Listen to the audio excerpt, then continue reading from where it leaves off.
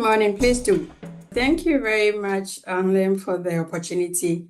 My name is Dorcas Owusua AJ, and I work with the International Union for Conservation of Nature. It's Ghana's project office as the lead of the projects implemented by IUCN in Ghana.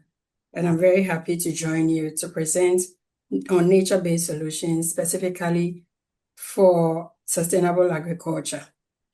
So I'll give a brief. Unfortunately, I have a longer slide, but I'll try as much as possible to be within time. So in terms of in terms of the outline, I'll just give a slide about IUCN, what NBS is, and I'll go into the global standards using the examples in agriculture for the cases of Ghana, and then some challenges and opportunities. Next slide, please. So IUCN is the oldest and largest conservation network, and it's a union because we are a union of members. We would be 78 years old this year, and we are driven by a mission of a vision of a just world that values and conserves nature. And in our quest to influence people, we ensure that the conservation of natural resources are equitable and diversified so that it becomes very useful for sustainable management. Please, next slide. So IUCN comes up with a lot of management tools. Please, next slide, please. It comes up with a lot of management tools, of which nature-based solutions is one of them. And in terms of membership, we have over 1,500 plus because it's still counting. And then we are governed by the IUCN Council, which has 39 representatives. So please, next two slides. Skip. Okay, so nature-based solutions, as Prof has already, no, please go back a bit. As Prof has already given some background, please go back to the other slide. Hello, Alem. Hello? No, Hello, back.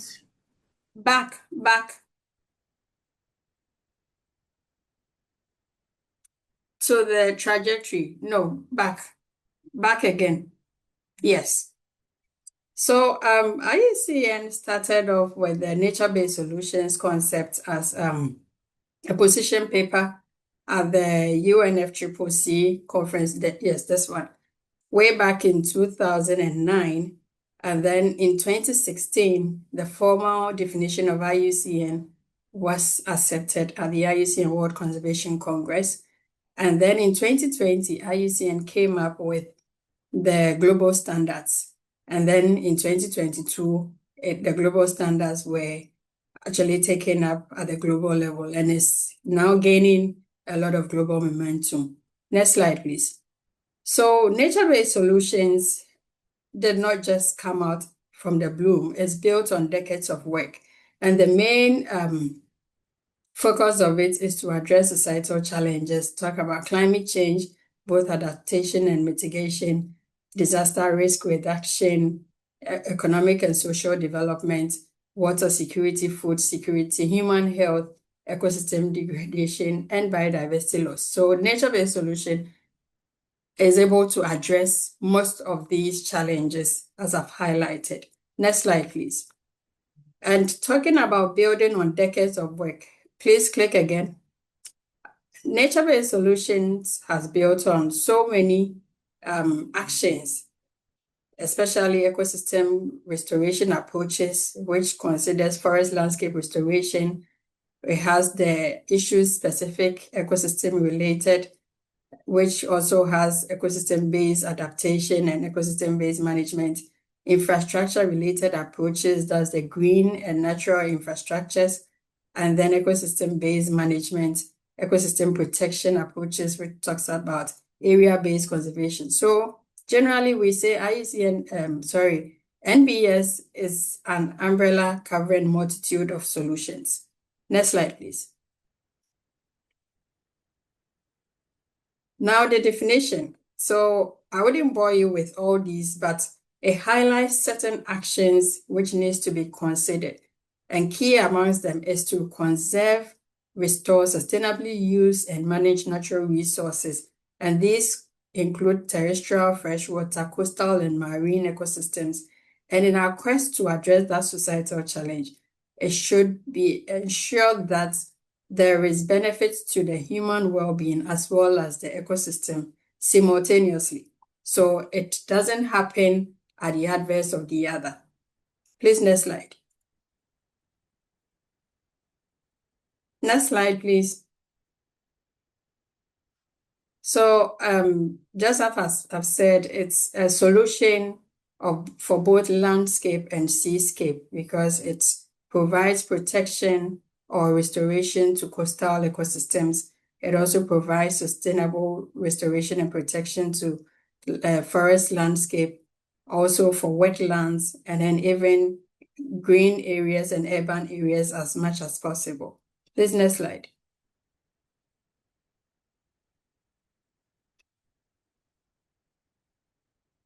So these are some examples of nature-based solutions. Prof has talked about mangroves. There's also the green city and then cocoa-based agroforestry, which are all examples of nature-based solutions. Next slide, please. So as much as possible, nature-based solution is very, very beneficial because it decreases exposure because there is carbon sequestration, there is also local climate regulations, and then even buffer against extreme weather events. It also decreases sensitivity because of the livelihood aspects, as Prof indicated. There cannot be any nature-based solutions without tackling the livelihood aspects of the communities or the beneficiaries. And it facilitates preparedness. So as much as possible, communities' engagement and communities are empowered to be able to understand certain early warning signs for them to prepare as much as possible. And NBS also enhances coping capacity, talking about social cohesions as well as vitality for ecosystems and services. Please, next slide. So the NBS concept has moved from a concept to a tool, and then the definition, and we had the global standards. And the global standards, every 4 years, IUCN reviews it. So currently, there's been a new standard, which we call the IUCN Global Standard 2.0, which was accepted and launched at the Congress we had last year in October 2025. Next slide, please. So now the global standards. Currently, we have 8 criteria and 27 indicators. The first one had 8 criteria and 28 indicators. So we've modified it a bit. And I'll just take you through the criteria, and then with the examples, you understand the indicators. So the first one has to do with the societal challenge. What is the challenge we want to address in the society? And then you need to integrate system, use the system approach or perspective. You need to design your societal challenge or NBS adaptation mechanism such that it is designed at scale. And then it has to have biodiversity net gain because the NBS is an action which is supposed to promote the biodiversity and not have any detriment to it. And it must be financially viable or economically sound or justifiable. So it's not an expensive venture compared to all gray kind of infrastructure. And then as much as possible, inclusive governance and equity comes to play. So there's issues of vulnerable groups are considered, all spheres of communities or key stakeholders are considered. And then it must balance goals and impact. And then the 7th one is adaptive management. How do we ensure adaptability for the nature-based solutions? And then lastly, it has to be mainstreamed into ongoing initiatives such as policies, frameworks, and strategies. Please, next slide. So now I will just use examples in Ghana for the agricultural sector that IUCN has supported and the projects we are already working on based on the criteria. So we have a project called the Nature-Based Climate Adaptation in the Guinean Forest. It's cuts across Ghana, Guinea, and then Cote d'Ivoire. And in all three countries, what challenge we identified was the fact that our soils are highly degraded. And this is something that FAO has a lot of reports about, such that currently FAO has estimated 33% of land between moderate to high degraded. And if the current trend continues, by 2050, we are expected to have about 90% of land degraded. And we are going to use more fertilizer, more pesticides, and more insecticides, which would put our insects that causes pollination and all that at risk. So these are pictures of degraded lands as a result of galamsey, that is mining. In Ghana, we call it, the illegal ones are called galamsey. So they highly degraded the soil, and then we've been able to take certain actions to bring back the soil for it to be used for farming. Please, next slide. So one key action we have been doing with the farmers is the use of biochar. Biochar is a carbon-rich material produced under heating in low oxygen environment. And as a result, it promotes the soil fertility, it increases water retention, and then supports microorganisms. So we are working in the cocoa growing areas in Ghana, and then we are using the cocoa husk, that's materials that are readily available to the farmers to produce biochar, which in turn enrichen their soils. So there's a training of us, training farmers to be able to produce biochar and then use it on their farms. Next slide, please.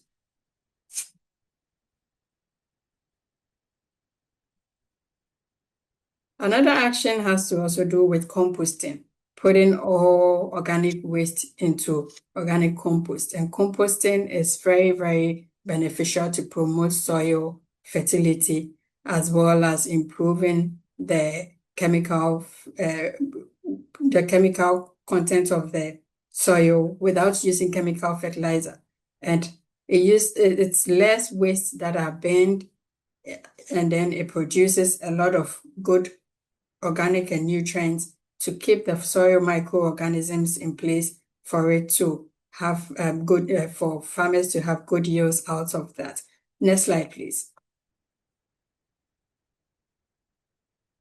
And then we've also been supporting women a lot with vegetable farming, where we do a lot of demonstrations using the compost and then biochar to fertilize the soil.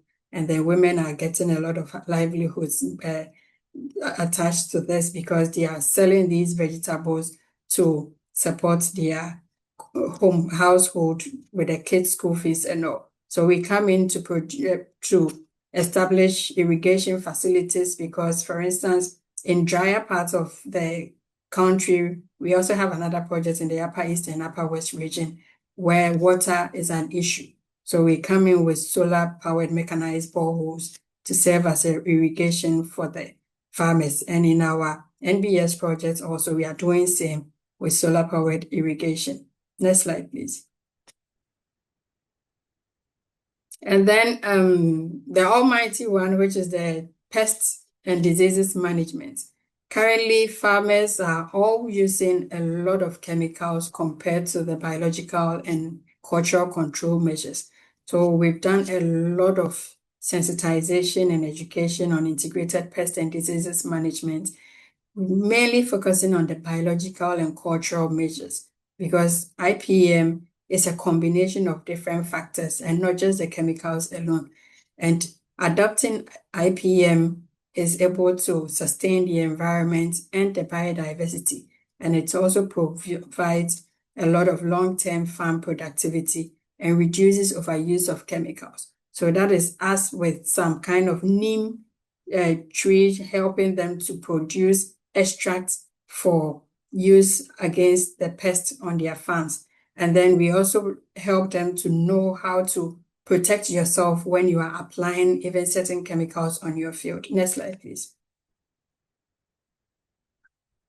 So the second criteria, which talks about the integrated system perspective, it's mainly designing your nature-based solution at scale such that it doesn't have any adverse impact on other communities. So as much as possible, you need to recognize and respond to the interactions between economy, society, ecosystems, and culture. And then you need to seek synergies across sector. Most projects are working in silos. So we as much as possible, we reinvent the wheels. But it is very important to synergize so that you make maximum impact. Next slide, please. And then the third one, which is on biodiversity net gain. So key example of this is the fact that, please next slide. For instance, we have cocoa agroforestry. Cocoa agroforestry is very beneficial when it comes to tackling criterion 2 and 3. Please next slide. Yes, so cocoa agroforestry is very beneficial because it improves soil fertility. It also gives a lot of good water cycle regulation and then creates a lot of microclimates that protect crops. And mostly, for instance, in Ghana, gone were the days where we used to harvest all trees on the farm or cut them down whilst planting our cocoa. But then we've had a lot of studies showing that shade cocoa is the most productive ones. And the Ghana Cocoa Research Institute has come up with a number of trees per hectare, which is 18 trees at least. Each cocoa farm should have at least 18 trees per hectare. And this is what we've been promoting. So tackling criteria 2 and 3, cocoa-based agroforestry as well as food crop agroforestry is very beneficial. Next slide, please. So these are food crops, plantain mixed with some trees. And these trees that we are holding is just a year old and is even more taller than the plantains. So we're very happy that farmers are adopting these practices and they are also seeing the benefits out of it. Next slide, please. So criteria 4, which has to do with financial feasibility and economic justification. As much as possible, NBS actions should not be expensive. So in doing that, you need to understand and document the distribution of financial and societal costs. You need to, as well as also possible, have economically and financially justifiable against alternative solutions. So if, let's say, we are in the coastal areas where government and other institutions may be hoping that the grey infrastructure, like the groins and all that, are more beneficial, it has to be combined with nature-based solutions because at the end, the mixture or the green infrastructure is more sustainable compared to only grey infrastructure. Next slide, please. And so an example of criteria 4, which Prof already highlighted, is mangrove restoration. These two pictures, the first and second, are farmlands that are heavily, it always gets flooded during rainy seasons, and it affects the communities as well. So we went in to train the farmers to replant the mangroves back, and then the next slide is some benefits they are getting from the mangrove restoration because the mangrove serves as a habitat for their fishes. And then criteria 5 that has to do with inclusive governance and equity. The key example is, as much as possible as projects, if you are going to tackle restoration interventions, you need to discuss with the communities what plants to grow and what kind of restoration type to undertake. For instance, you adopt the FPIC approach, that the free, prior, and informed consent approach, as well as have a lot of discussions with the communities to be able to address any form of conflict and social cohesion that may come as a result of your NBS practices. Next slide, please. Yes, so I've spoken about this. Next slide. So criteria 6, that has to do with balancing goals and impact. As much as possible, it deals with safeguards issues and how to correct certain measures that may come out as a result of the NBS. So any NBS action should have safeguards and grievance redress mechanisms, and then it needs to be reviewed as much as possible. Next slide, please. Criteria 7, that has to do with adaptive management. As much as possible, nature-based solutions the action must learn, adjust, plan, and then do. So you don't just come up from the bloom to just impose certain things on communities. You need to take communities through the process of understanding it. And in that case, they are able to adapt. So for instance, with our NBS project, all the trainings we've done with communities, our target has been with agri-extension officers. They already know the process, but sometimes you keep reminding them and then they go, because they are always with the farmers in terms of trainings and other things. If projects do not happen, the government has extension officers for cocoa and then agriculture. So once we are able to let them adopt these practices, they continuously engages the farmers beyond the project for sustainability. Next slide, please.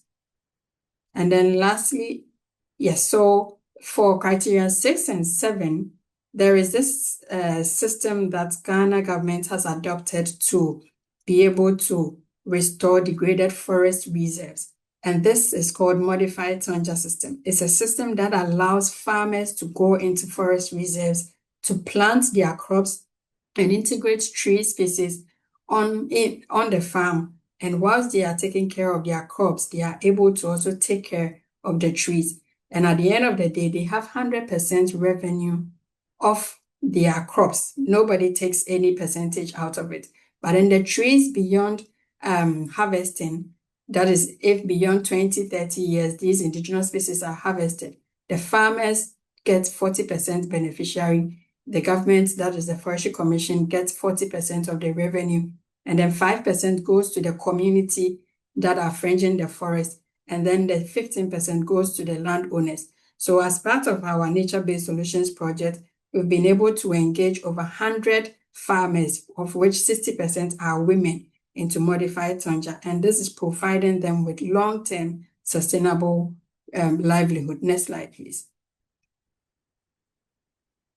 So these are some of the crops they have planted and the benefits they've gotten. So all these planting are from the forest reserve, and the farmers are really happy because the forest reserves are very fertile. It supports their food crops, and they get a lot of money out of it. So this is us meeting with the farmers and then some of the produce they have. Next slide, please.